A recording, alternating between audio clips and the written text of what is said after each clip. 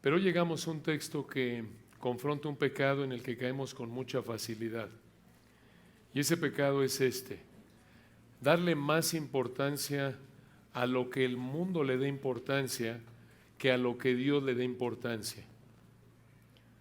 En 1 Corintios 7, el Espíritu Santo corrige esta manera de pensar, porque nos explica que lo más importante en tu vida como cristiano es obedecer a Dios. Eso es lo más importante. Y recordarán que aquí en 1 Corintios 7, versículos 10 al 40, encontramos tres áreas de instrucciones que te enseñan el diseño de Dios para el matrimonio y la soltería. Tres áreas de instrucciones que te enseñan el diseño de Dios para el matrimonio y la soltería. En primer lugar, en los versículos 10 al 24 vemos instrucciones acerca del divorcio. En segundo lugar, en los versículos 25 al 35 encontramos instrucciones acerca de la soltería. Y en tercer lugar, en los versículos 36 al 40 encontramos instrucciones acerca de los que se quieren casar. Recordarán que ya vimos la primera, o nos encontramos en la primera sección, ahí en los versículos 10 al 24. Estamos estudiando instrucciones acerca del divorcio y comenzamos en 1 Corintios 7, llegamos hasta el versículo 17, nuestro último estudio, y ahora regresamos al versículo 18. 1 Corintios 7, 18 hasta el fin del párrafo, el versículo 24. Vamos entonces a leer el texto que planeamos estudiar hoy, si el Señor permite. 1 Corintios 7, 18 al 24. Dice así el Espíritu de Dios a través de Pablo. 1 Corintios 7, 18. ¿Fue llamado alguno siendo circunciso? Quédese circunciso. ¿Fue llamado alguno siendo incircunciso? No se circuncide. La circuncisión nada es, y la incircuncisión nada es, sino el guardar los mandamientos de Dios. Cada uno en el estado en que fue llamado, en él se quede. ¿Fuiste llamado siendo esclavo? No te dé cuidado, pero también, si puedes hacerte libre, procúralo más. Porque el que en el Señor fue llamado siendo esclavo, liberto es del Señor. Asimismo, el que fue llamado siendo libre, esclavo es de Cristo. Por precio fuisteis comprados. No os hagáis esclavos de los hombres. Cada uno, hermanos, en el estado en que fue llamado, así permanezca para con Dios. Este gran texto enfatiza esta verdad de la prioridad de, versículo 19, guardar los mandamientos de Dios por encima de aquello a lo que el mundo, sus ideas no bíblicas, le da prioridad. Recuerden que aquí en el versículo 17, Pablo dijo: sea cual sea la circunstancia en la que el Señor determinó salvarte, mantente en ella. Esas circunstancias no son un estorbo para que obedezcas a Dios. Y ahora nos va a dar unos ejemplos a partir del versículo 18. Y aquí enfatiza ese punto del 18 al 24. El punto de que, versículo 19 de nuevo, la prioridad es guardar los mandamientos de Dios y no hacerte esclavo de los hombres, versículo 23. No hacerte esclavo de ideas no bíblicas que los hombres promueven. Obsérvenlo, versículo 18. ¿Fue llamado alguno siendo circunciso? Quédese circunciso. Este es el primer imperativo de varios a lo largo de este párrafo. Quédese circunciso, es un mandato, quiere decir, no deshaga la circuncisión, no revierta la circuncisión. Esto significa que si Dios había salvado a un hombre judío y que había sido circuncidado, este hombre no tenía que operarse para revertir su circuncisión. Esta cirugía se conoce como epipasmo. Epipasmo. Alguno pensará: ¿y quién habría sabido si era circuncidado? Fuera de él y su esposa, quizás sus padres, si eran judíos que guardaban la ley. Bueno, como los hombres iban en ese entonces al gimnasio desnudos, se daban cuenta quién era judío porque estaban circuncidados. Y habían judíos que querían ocultar el hecho de que eran judíos al operarse y revertir su circuncisión para verse como el resto de los gentiles. Esto lo vemos, por ejemplo, en el libro de Antigüedades de los Judíos, escrito por el historiador judío Flavio Josefo, a quien citó nuestro pastor Toño el domingo pasado. Y el punto aquí es que en el versículo 18 vemos que habían judíos convertidos al Señor ahí en Corinto. Ahora podríamos pensar, ¿por qué habrían querido revertir su circuncisión? Respuesta: para elevar su estatus social, por una manera de pensar mundana, para verse bien a los ojos de las personas que lo rodeaban. Recuerden que esto de elevar el estatus social era importante en la sociedad corintia, pero Pablo les dijo aquí: si Dios te salvó siendo judío, siendo circuncidado, quédate así, no importa. Y ahora observen al final del versículo 18, él le hace una pregunta a los gentiles en Corinto, 1 Corintios 7, 18 al final. ¿Fue llamado alguno siendo incircunciso? No se circuncide. Otro imperativo en el griego, un mandato: no se circuncide. ¿Por qué dijo esto Pablo aquí al final del 18? Porque si Dios había salvado a un hombre como gentil y obviamente no se había circuncidado, no tenía que circuncidarse. Ahora, misma pregunta: ¿por qué habría querido circuncidarse un gentil convertido a Cristo? Porque esto habría mostrado que realmente era hijo de Abraham. Y de nuevo, habría querido hacer esto por cuestiones de estatus, para verse bien, para verse más espiritual. Pero Pablo dijo: eso no importa. Vean cómo lo dijo en el versículo 19. Y aquí encontramos, hermanos, un versículo monumental. Mucha atención. 1 Corintios 7, 19. La circuncisión nada es, y la incircuncisión nada es, sino el guardar los mandamientos de Dios. Esta es una afirmación potente. ¿Saben por qué? Dos razones. En primer lugar, esto significa que la ley ya no está vigente. La ley del Antiguo Testamento, el Antiguo Pacto, la ley mosaica ya no está vigente. ¿Por qué? Porque recuerdan que los judíos bajo la ley tenían que circuncidar a sus bebés al 8º día de nacimiento, de acuerdo con Levítico capítulo 12. Pero la ley fue cumplida por Cristo y ya no es válida para el cristiano, de acuerdo con Colosenses 2, 16 y 17. Hebreos capítulo 9 nos dice que la ley fue reemplazada por el nuevo pacto.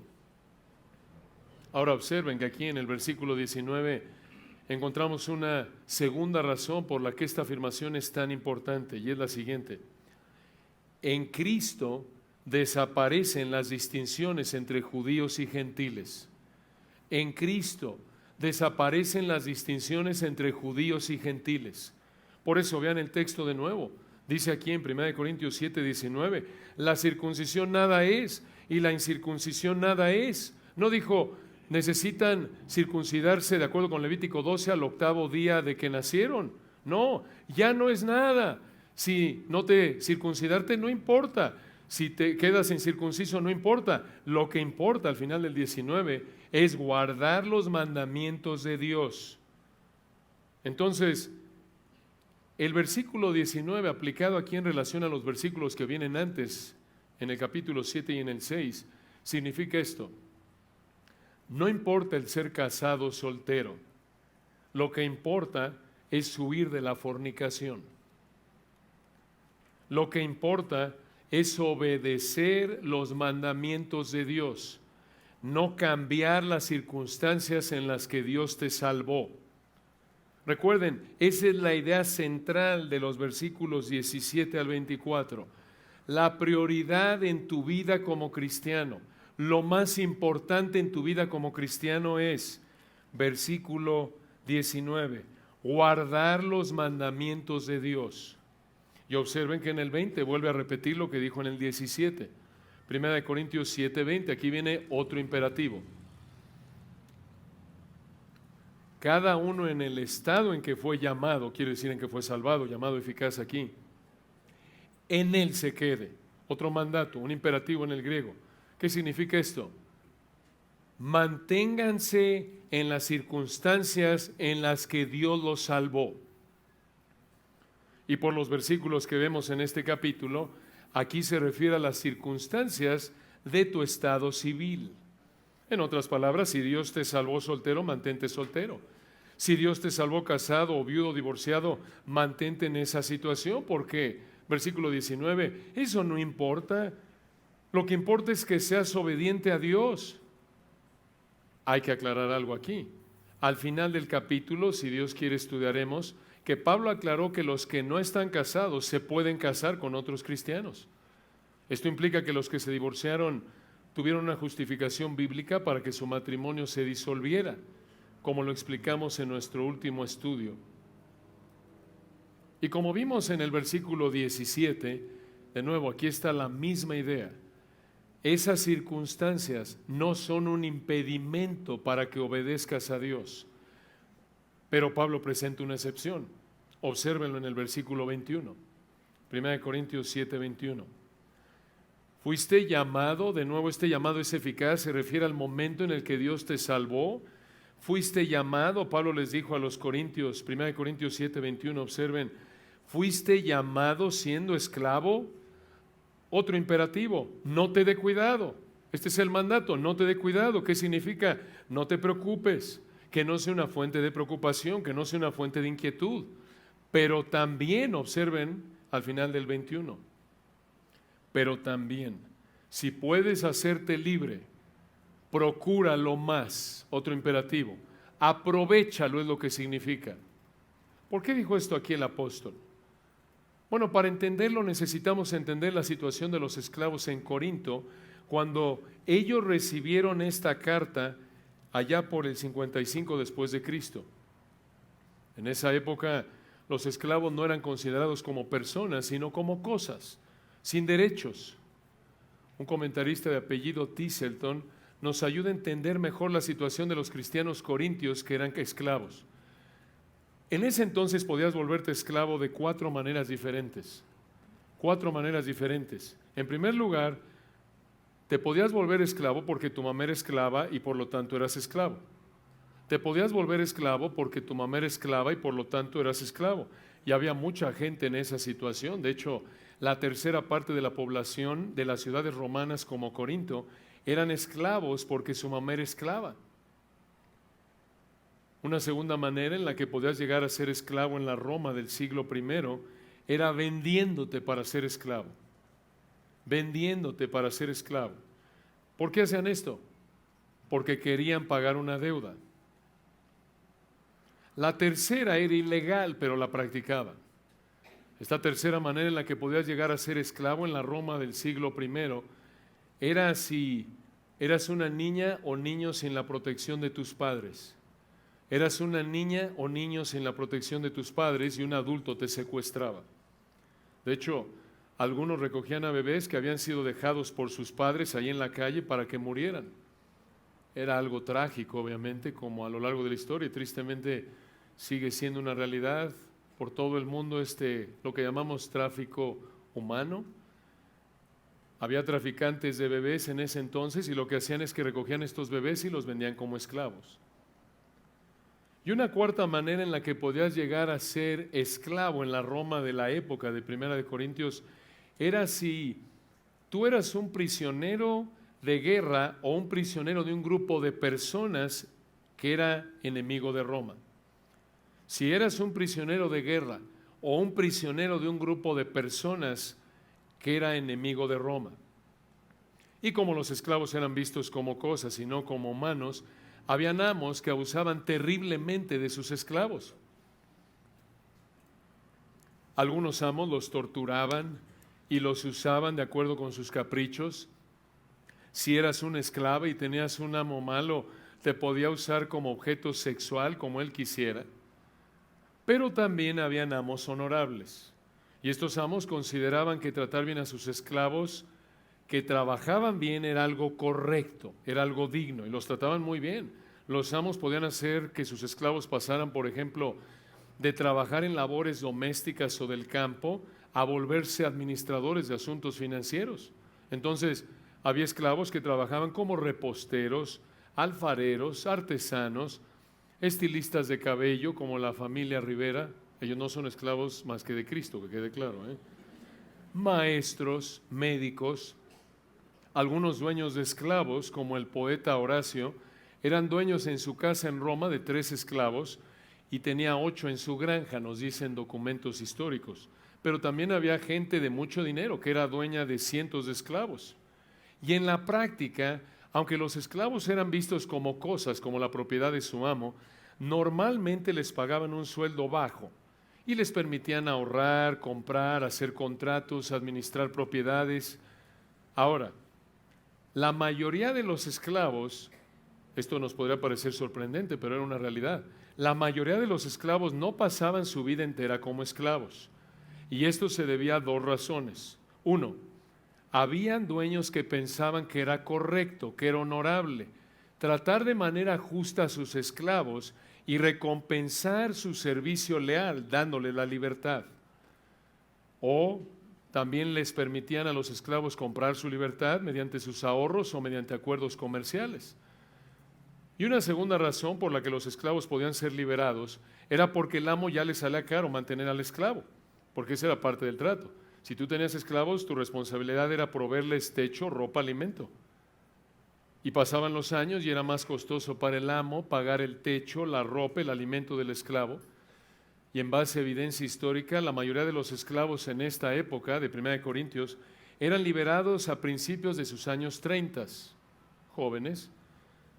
Ahora esta información nos ayuda a entender algo de lo que vivieron los hermanos corintios que eran esclavos cuando oyeron esto por primera vez en 1 Corintios. Aquí entonces en 1 Corintios 7:21 Pablo dice esto: si Dios te salvó siendo esclavo, no te preocupes, simplemente vive el evangelio en esa situación. Pero si Dios te da la oportunidad de ser libre, aprovéchalo.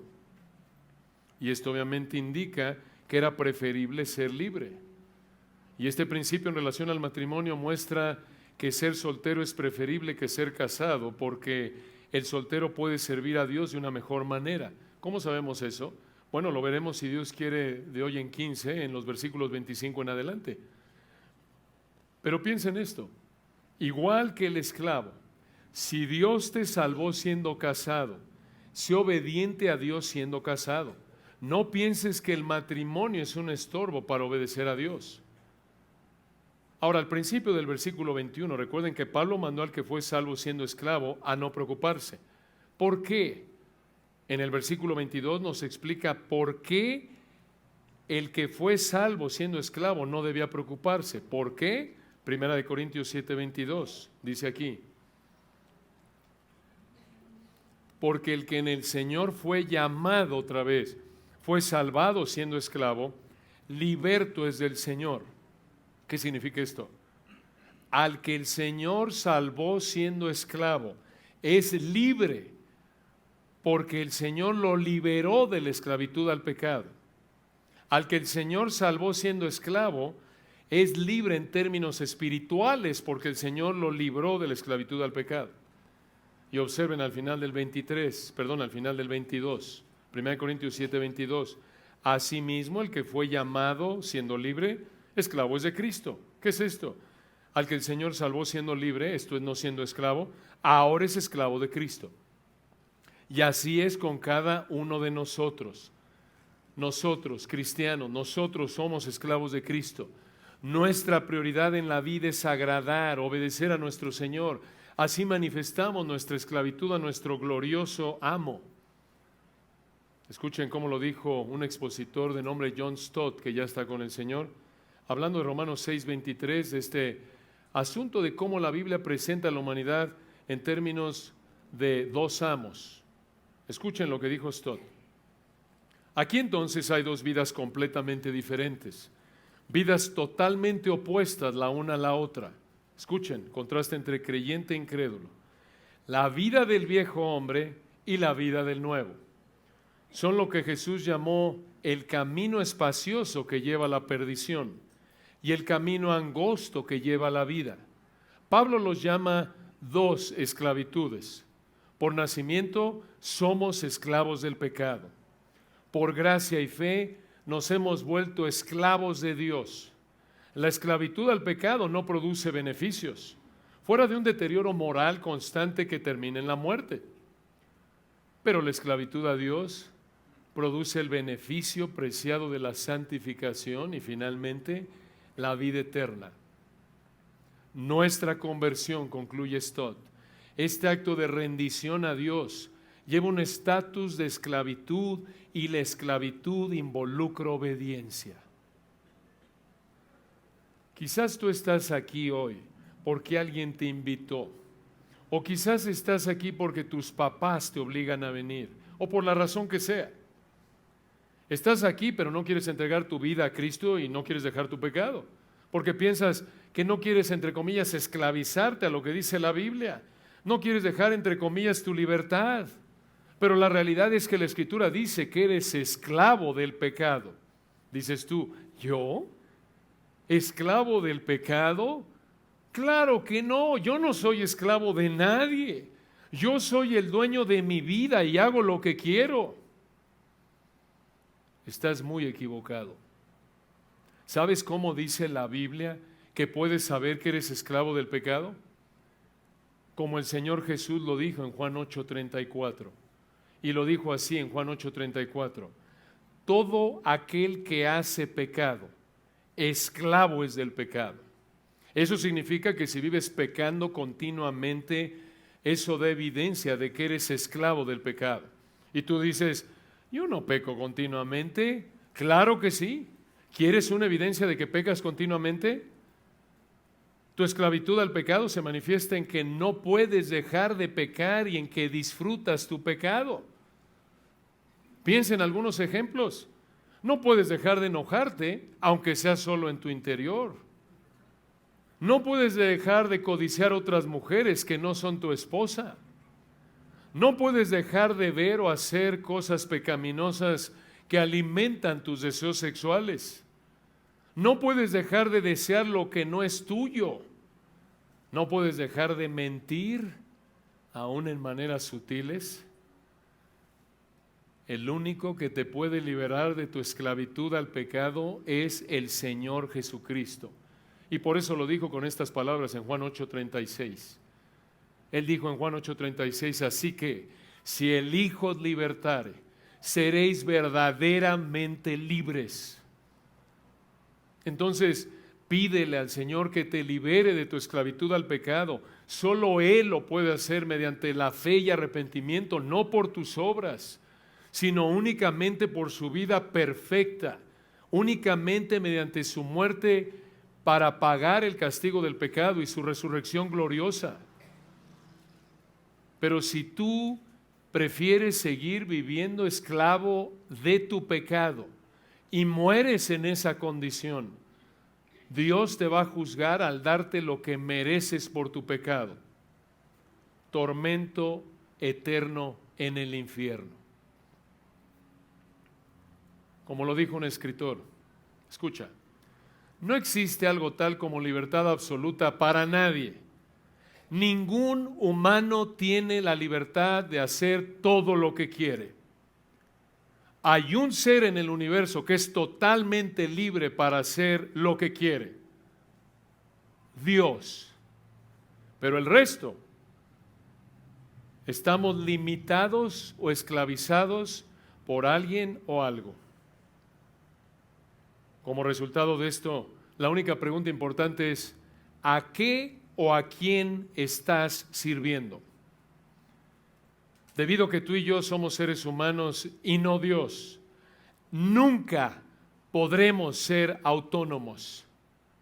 Quítate esa idea falsa, imaginaria de tu mente. O somos esclavos del pecado, o somos esclavos de Jesucristo. Pero aquí está lo maravilloso, impactante, de acuerdo con la Biblia.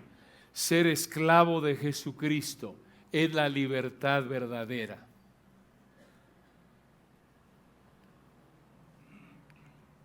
Regresemos al versículo 23. 1 Corintios 7:23. Por precio fuisteis comprados. Esto ya lo habíamos visto en 1 Corintios 6:20. ¿Qué significa esto de que por precio fuisteis comprados? que antes de ser cristianos éramos esclavos del pecado. Pero Cristo pagó el precio para liberarnos de nuestra esclavitud al pecado. Y ese precio fue su muerte. Ahora somos esclavos de Cristo. Y entonces Pablo dice aquí, vean el 23 de nuevo, 1 Corintios 7, 23, por precio fuisteis comprados. Esto es debido a que Cristo nos liberó mediante su muerte, debido a que somos sus esclavos. Versículo 23, no os hagáis, un imperativo, otro mandato, no os hagáis esclavos de los hombres. ¿Qué es esto? Le está hablando a cristianos, no os hagáis esclavos de los hombres. ¿Qué significa eso? ¿Que como cristianos podemos hacernos esclavos de los hombres? Dices tú, bueno, eso en ese entonces.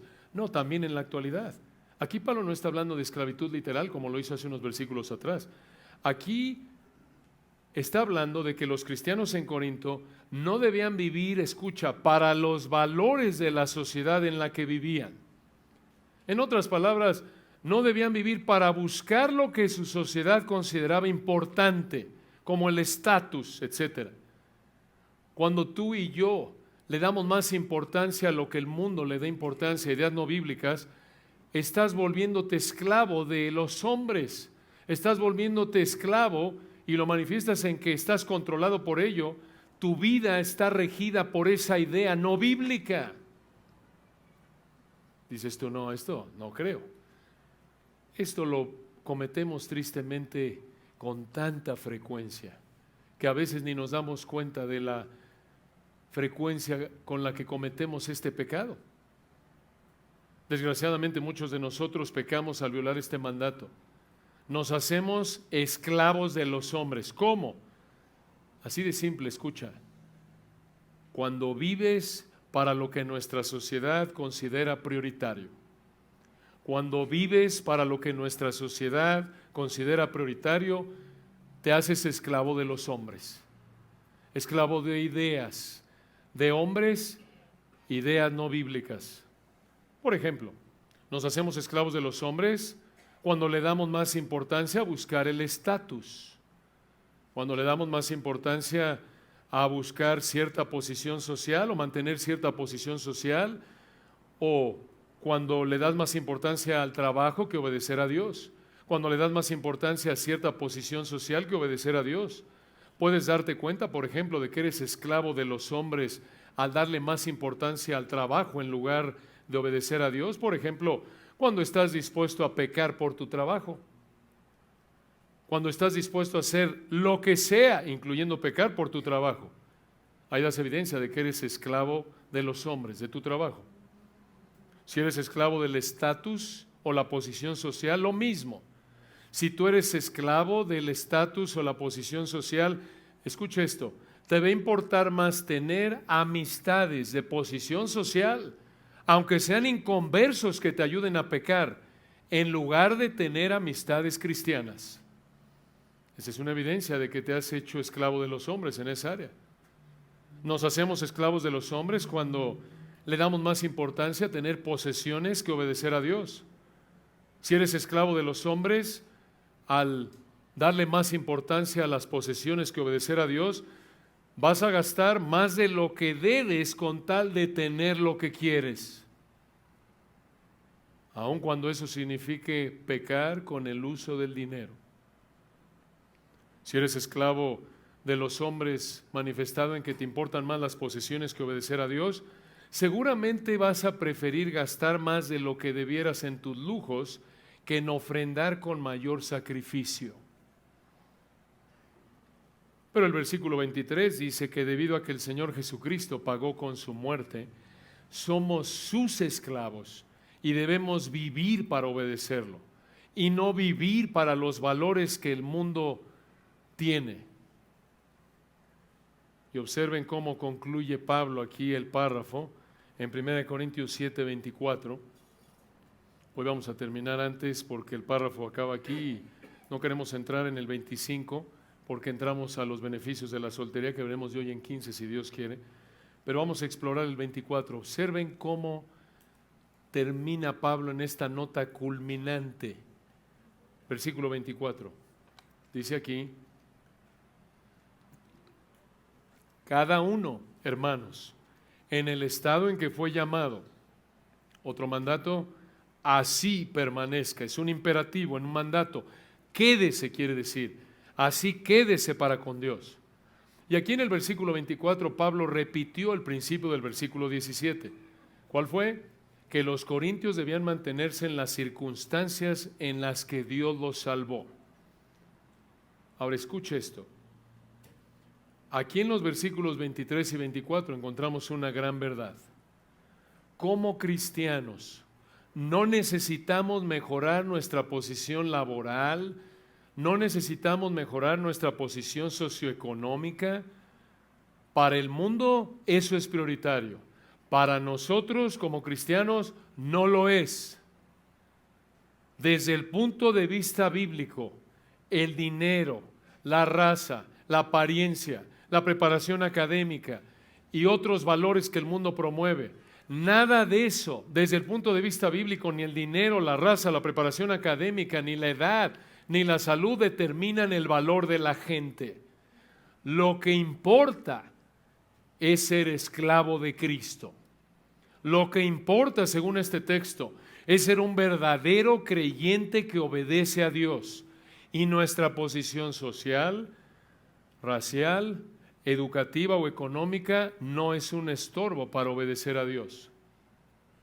Ahora, hay que reconocer, como lo dijo un autor, con toda honestidad, toda situación tiene sus ventajas y desventajas. Pero debemos estar satisfechos con las circunstancias en las que Dios nos salvó y nos mantiene. Y debemos recordar que ninguna de estas circunstancias importan tanto como, versículo 19, guardar los mandamientos de Dios. Entonces, hermanos, no le demos importancia a lo que el mundo le dé importancia. Démosle importancia a lo que Dios le dé importancia. ¿Y a qué le da Dios importancia? Versículo 19, a guardar los mandamientos de Dios. Dios le da importancia a obedecer su palabra. No seamos como una familia de la que contaba un predicador. Esta familia le dio más importancia al mundo que a la obediencia a la palabra de Dios. Esta obediencia venía a la iglesia, profesaba ser cristiana, pero su compromiso con la iglesia era superficial. No tenían interés real. Su interés en el dinero y amigos sofisticados los llevó a relacionarse con incrédulos más que con creyentes. Y esto fue una situación de hace años en otro lugar, no en esta iglesia, pero tristemente se repite a lo largo de la historia de la iglesia. Esta familia se preocupaba más por el dinero y por las amistades de cierto estatus social, y eso hizo que buscaran relacionarse con incrédulos más que con creyentes, y gran parte de su ingreso lo usaban para mantener su estilo de vida. Además, gastaban mucho para que sus hijas fueran a una escuela particular con altos estándares académicos. No tiene nada de malo ir a una escuela particular con altos estándares académicos. El problema es cuando eso está por encima de obedecer a Dios. ¿Y saben qué les pasó a las hijas? Terminaron rechazando el cristianismo. Amados hermanos, me temo que varios de nosotros encajamos con esta descripción. Escucha, y nuestros hijos han rechazado al Señor. Y nos preguntamos, ¿por qué nuestros hijos no tienen interés en Cristo? Y oramos por la salvación de nuestros hijos, pero quizás no nos damos cuenta de que nosotros hemos contribuido en parte a ese rechazo. Ahora hay que aclarar que no estamos diciendo que nosotros somos responsables porque nuestros hijos rechacen al Señor. Cada uno es responsable delante del Señor por su vida espiritual, Ezequiel 18. Pero desde el punto de vista de nuestra influencia, escucha, ¿qué esperamos de nuestros hijos cuando toda la vida nosotros, papá y mamá, les hemos enseñado que es más importante vivir en un buen lugar, es más importante vestirse bien, es más importante comer bien, viajar, traer buenos coches, es más importante no faltar a sus clases deportivas, es más importante asistir a una buena escuela para asegurar un buen trabajo, es más importante relacionarse con personas influyentes, de dinero, es más importante no faltar a comidas y cumpleaños de nuestros amigos inconversos, pero de estatus. Es más importante no faltar a las comidas y cumpleaños de nuestros parientes y amigos incrédulos, pero ofrendar a la iglesia, servir a la iglesia, asistir a estudios, asistir a retiros o conferencias bíblicas y relacionarse con cristianos no es tan importante. ¿Qué esperamos de nuestros hijos?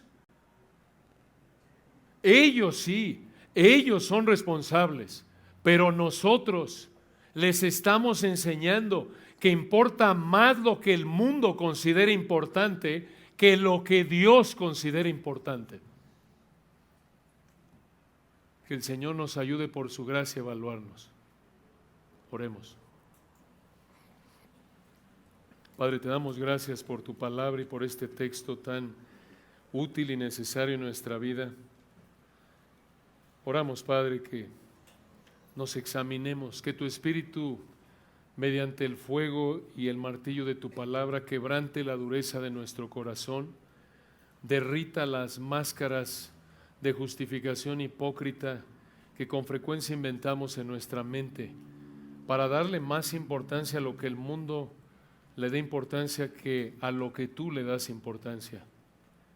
Que tu Espíritu nos lleve a examinarnos, a descubrir en los rincones más oscuros de nuestra vida áreas que quizás en nuestra manera de pensar o vivir están reflejando este pecado de darle más importancia a lo que el mundo le da importancia, más que obedecer tu palabra. Y oramos también, Padre, porque si alguien en esta mañana es esclavo de su pecado y no te conoce, te rogamos, Padre, que tu Espíritu haga añico su corazón a través de tu palabra. Aunque profese ser cristiano, que reconozca que si vive continuamente pecando y deleitándose en su pecado, va camino al infierno y necesita arrepentimiento y fe. Pedimos tu gracia, Señor. Te damos la gloria por el privilegio que nos diste hoy de congregarnos y pedimos, Señor, que seamos fieles, esclavos fieles de Cristo para tu gloria. Amén.